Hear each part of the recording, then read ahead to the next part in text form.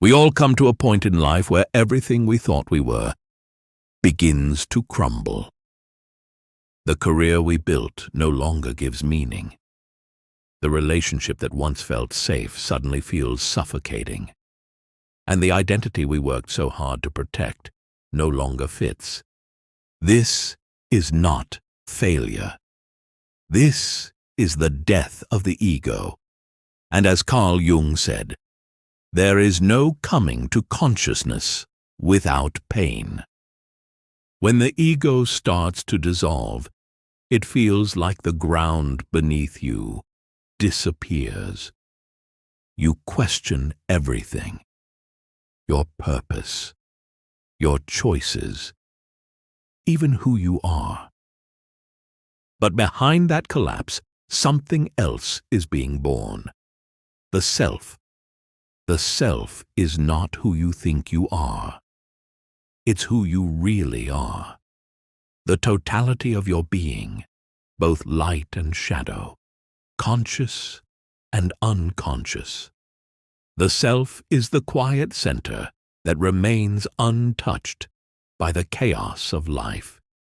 It is the soul behind the story. The ego, on the other hand, is the mask, the story you tell the world. It's necessary for survival. It helps you function, achieve, and belong.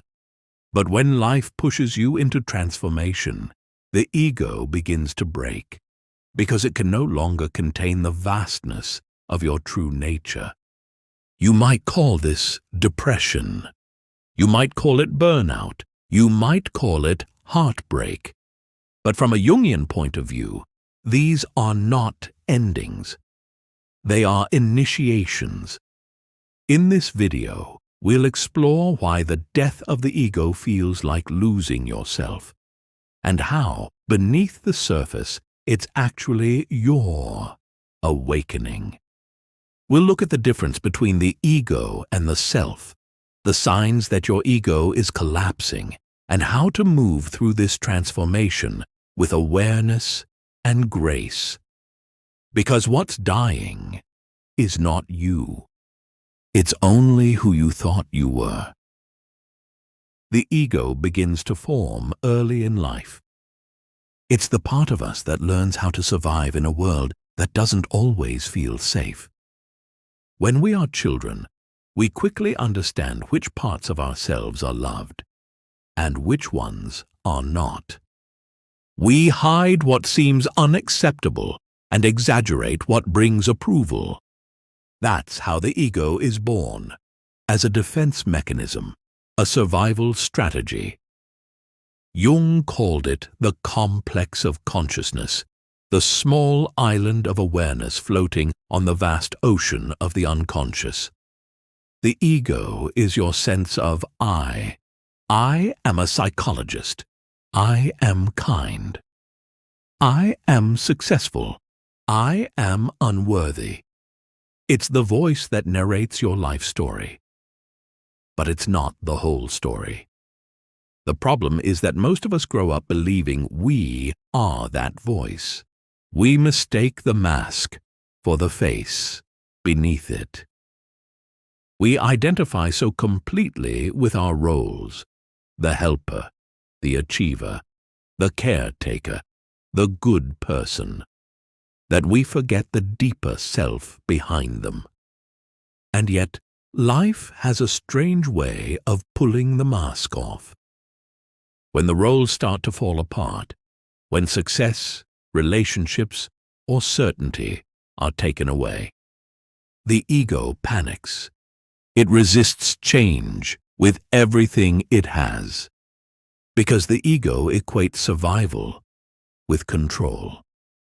It wants to be the one in charge, the one who knows what's happening, the one who gets to decide who we are. So when the self, that deeper intelligence of the psyche, begins to awaken, the ego feels threatened.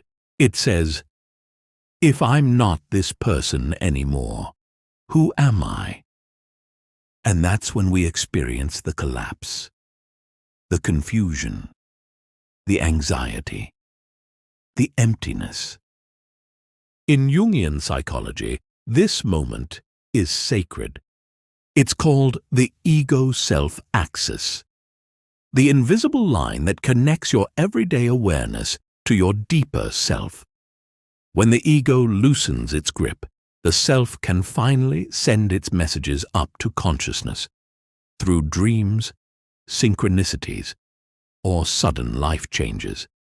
The ego sees these events as chaos, but the self sees them as alignment. The old structure must dissolve so that a larger identity can emerge. And that's why Jung said, "Until you make the unconscious conscious, it will direct your life, and you will call it fate." When the ego begins to die, it's not punishment, it's initiation. The self is calling you home. When the ego begins to die, it doesn't happen with fireworks. It happens quietly, in the silence between who you were and who you are becoming. You might notice that the things that used to excite you no longer do. The plans you once had lose their meaning. You wake up with a strange emptiness, not exactly sadness, not exactly peace, but something in between. This is the space between stories. Many people describe it as a kind of psychological death, a feeling of being lost, detached, or invisible, as if the world keeps moving, but you are standing still. You might question everything, your relationships, your purpose, even your sanity. Old habits fall away, friendships dissolve, and deep emotions begin to surface. Grief, anger, fear, longing. Not as enemies, but as messengers from the depths of your unconscious. This is the moment the ego fears the most, the surrender. Because up until now, the ego was the one steering the ship. It decided what was right, what was wrong, what was safe. But when the deeper self begins to rise, those old maps no longer work. The rules that once kept you safe now keep you small, so life takes them away. The job you outgrew ends. The relationship that defined you falls apart. You are left with nothing to hold on to. Because the self is asking you to hold on to nothing. It's like standing at the edge of an inner cliff, where the only way forward is to let go. This process often comes with physical symptoms too. Exhaustion, anxiety, insomnia, a heaviness in the chest or solar plexus. The body mirrors the psyche. It resists the unknown, but also carries the wisdom to release it. In Jung's words, one does not become enlightened by imagining figures of light, but by making the darkness conscious. Ego death is not a single moment. It's a gradual disidentification from who you thought you were. It's the slow burning away of everything false, until only the essence remains. And that essence, the self, is not found by adding more, but by allowing what no longer belongs to fall away. If you are in this place right now, feeling lost, detached, or uncertain, know that you are not broken. You are being emptied so that something more authentic can take shape. When the ego begins to dissolve, the first instinct is to rebuild it, to find a new identity, a new story, a new sense of control. But the deeper wisdom of the psyche asks for something different. Not to rebuild, but to remember who you are beyond all stories. The process of transformation begins the moment you stop running from the emptiness and turn toward it instead. You breathe into it. You listen. You allow the silence to speak. This is what Jung meant when he spoke about the transcendent function, the inner bridge between the conscious mind and the unconscious. When you stop forcing, something higher begins to move through you. Dreams change, symbols appear. You might notice synchronicities, patterns, numbers, signs, music, or people showing up at exactly the right moment.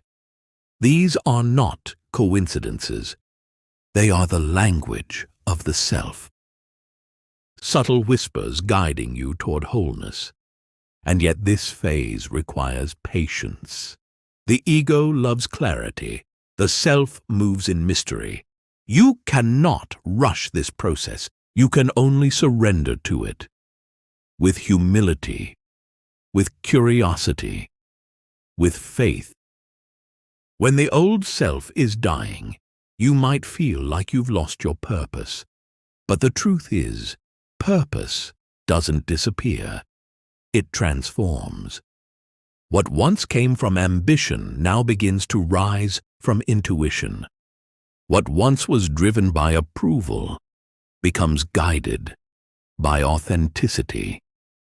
It's no longer who do I need to be. It becomes what wants to be expressed through me. That shift is everything. Transformation is not about becoming perfect. It's about becoming whole. It's about welcoming the rejected parts, the anger, the fear, the vulnerability, and realizing they all belong to the same soul. The more you resist this process, the more painful it becomes. But when you soften, when you breathe, journal, rest, allow, the energy starts to move again. The psyche knows what it's doing. Jung compared this to alchemy, the ancient process of turning lead into gold. The lead is the dense, unprocessed matter of your psyche. Old trauma, grief, illusion. The gold is the consciousness that arises when you face it. Ego death, then, is the fire of transformation.